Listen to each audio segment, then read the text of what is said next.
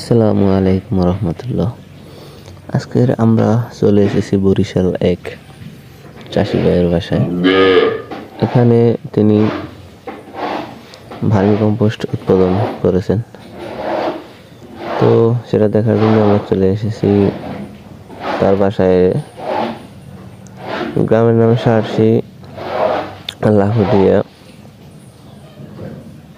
আমার সাথে বসার কাকাও রয়েছেন, দুজনই আজকের আমরা তার খামারটি ভিজিট করার জন্য এসেছি।